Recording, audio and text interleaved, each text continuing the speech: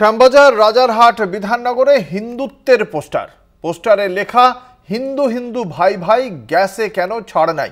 তৃণমূল কংগ্রেসের আইটি সেলের পক্ষ থেকে এমন পোস্টার শহরের একাধিক জায়গায় ভারতীয় জনতা পার্টির সাম্প্রদায়িক বিভাজনের রাজনীতির পাল্টা জবাব হিসেবেই এই পোস্টার শাসক দলের যে পোস্টার অবশ্যই শাসক দলের পক্ষ থেকে ভারতীয় জনতা পার্টিকে পাল্টা জবাব বলেই মনে করছে রাজনৈতিক মহল। আপনাদের জানিয়ে রাখি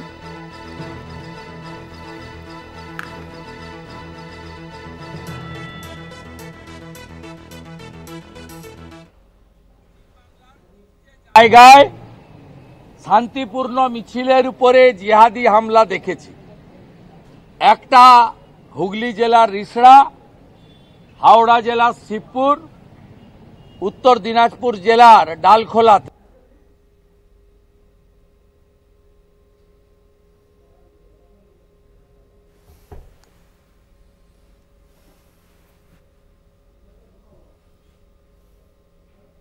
হামলা আমরা দেখেছি।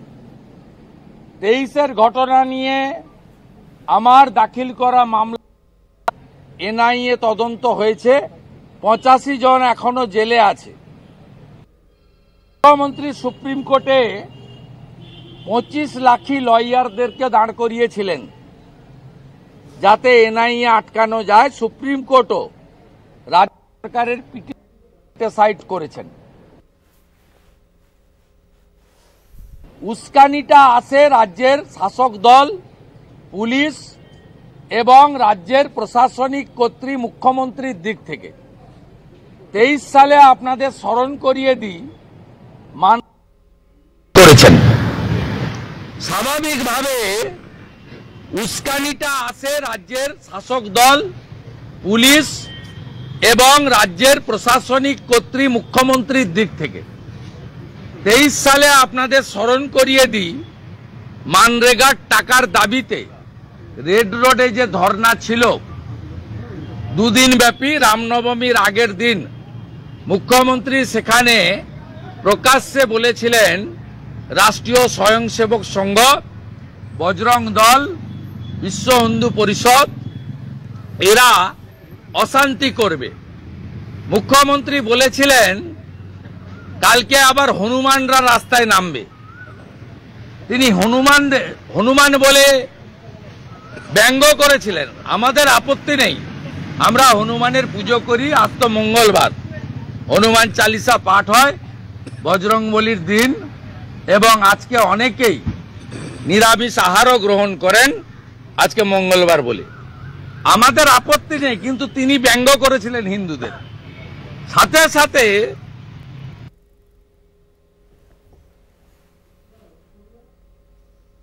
মুখ্যমন্ত্রী পুলিশকে বলেছিলেন যে দেখে নেবেন রামনবমীর মিছিল যাতে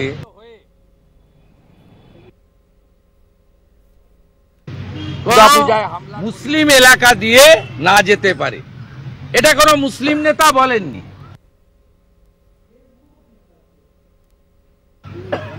কোন অন্য সম্প্রদায়ের কোন ধর্ম প্রচারক বলেননি।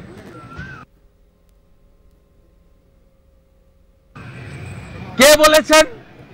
বাংলার মুখ্যমন্ত্রী বলেছিলেন।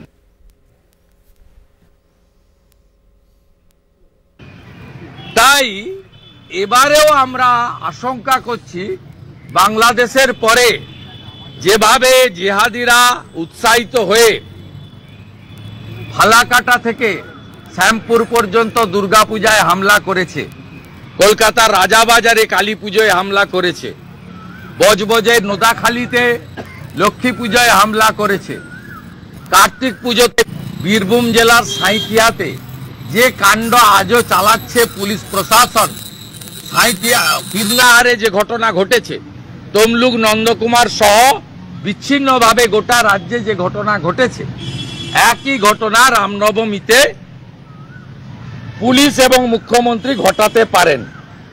আমরা ইতিমধ্যে একটি পুলিশের প্রফর্মা পেয়েছি। কিভাবে উস্কানি দিচ্ছে দেখুন। আমরা সব জায়গায় বলে দিচ্ছি এই প্রফর্মা কেউ ফিল আপ করবেন না। পুলিশ যদি এই প্রফর্মা দেয়, আমাকে বাঁকুড়া জেলার সারেঙ্গা থানার প্রফর্মা পাঠিয়েছে ওখানকার রামনবমী উৎসব কমিটি। প্রফর্মাতে বলা হচ্ছে 1 কমিটির নাম, 2 পুজোর স্থান, 3 সেক্রেটারি ও প্রেসিডেন্টের নাম ও মোবাইল নম্বর, 4 প্রসেশন হবে কিনা, মানে ইংরেজি বাংলা মিশিয়ে বলছি আর কি, যা লিখেছে তাই।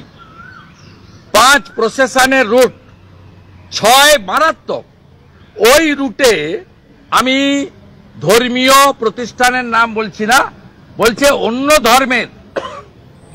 অন্য ধর্মের কোনো ওখানে প্রতিষ্ঠান আছে কিনা, অবলিক মুসলিম মহল্লার নাম পুলিশ চাইছে। এটা কিন্তু অন্য কোনো সম্প্রদায়ের লোকরা এসব নিয়ে ভাবছে না।